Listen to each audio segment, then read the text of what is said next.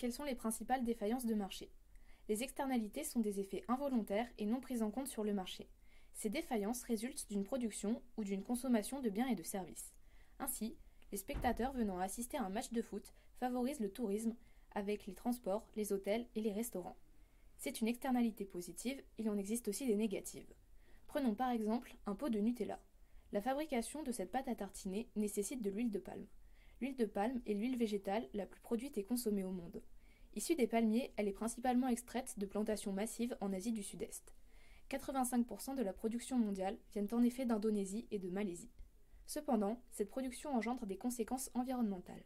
Parmi celles-ci, on compte notamment la déforestation, la disparition de plusieurs espèces, dont les orang-outans, et également la pollution causée par le transport entre le lieu d'extraction et celui de production. Ces externalités sont difficiles à mesurer, voire même impossibles à calculer. La perte d'un orang-outan est certes déplorable, mais n'a aucun coût économique. L'entreprise Nutella ne paiera pas de dommages pour les effets causés sur l'environnement et la biodiversité. Le coût est donc uniquement social et écologique. On ne peut pas faire une évaluation chiffrée de la préservation des palmiers et des espèces menacées.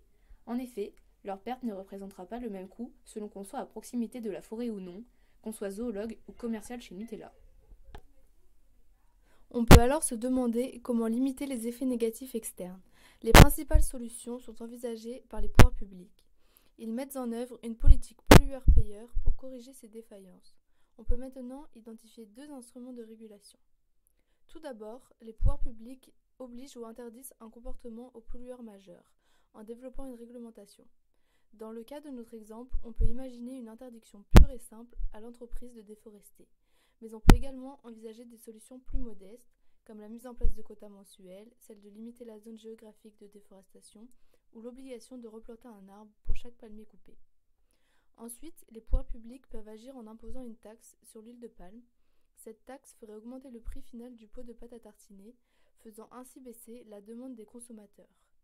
L'entreprise serait donc forcée de revoir la composition du Nutella pour en supprimer l'huile de palme et conserver la popularité de son produit phare.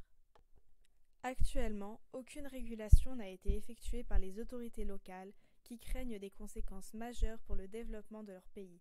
Chômage, absence de rentrée de devises.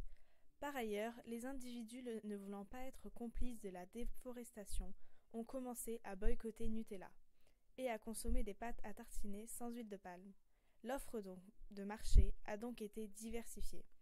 Plus généralement, le comportement des consommateurs a été modifié car l'huile de palme est présente dans bien d'autres produits alimentaires. Dans notre exemple, l'externalité que représente l'utilisation de l'huile de palme sur l'environnement a été régularisée bien plus par l'opinion publique et son impact sur le marché plutôt que par les pouvoirs publics.